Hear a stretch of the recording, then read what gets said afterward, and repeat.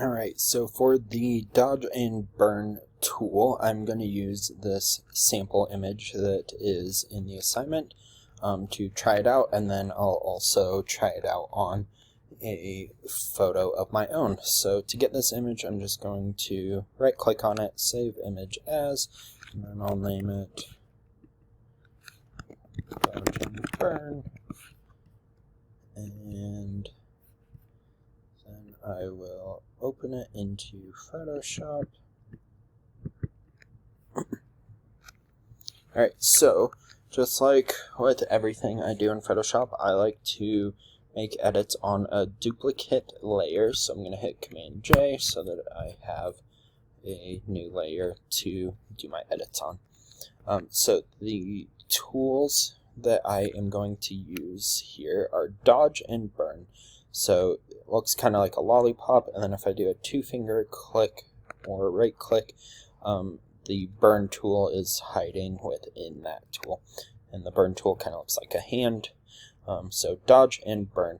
And what dodge does is it will make parts of your photo lighter, and burn will make parts of your photo darker. So lightening with dodge, darkening with burn. So we're going to try out both of those. Just like the same with any of the other brushes, I can make them bigger or smaller with the bracket keys that are next to the letter P on the keyboard. Once I have clicked on the dodge tool, if I look up at the top area of my window, this is the tool option bar, there's a couple things that I can play around with the dodge tool. So first thing is range. If I click on that, I have three options: shadows, midtones, and highlights.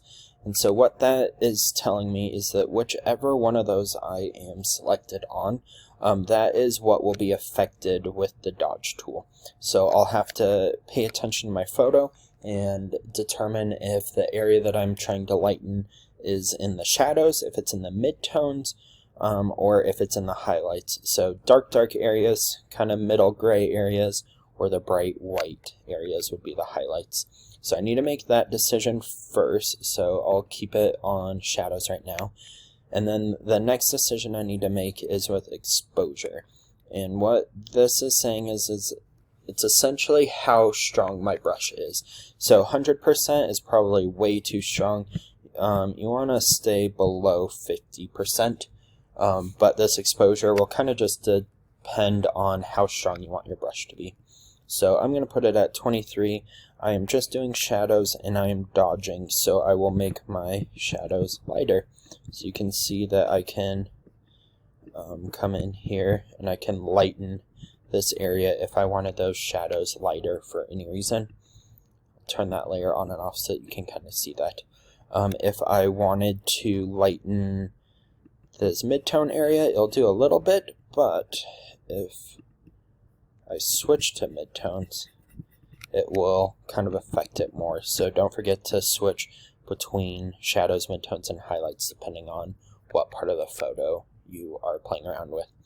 And then I can do same stuff with the burn tool. It's just working in the exact opposite direction. So it's making parts of the image darker. So same thing, I can choose between shadows, midtones, and highlights, and then I can set the exposure, and then I can change the brush size. So if I switch it to highlights, I can start darkening. You can see how that's kind of bringing some detail into that part of the photo that you previously couldn't see. You can also use the dodge and burn to make your image look more three-dimensional by making greater contrast between the light and dark areas. So I'll kind of show what that would look like. Make my brush bigger. So if I make him way darker, and then I switch back to the dodge tool,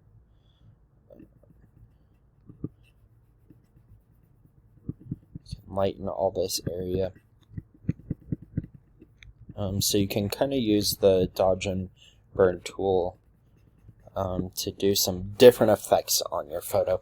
You can also use it to create a vignette, which is like a dark ring around your photo.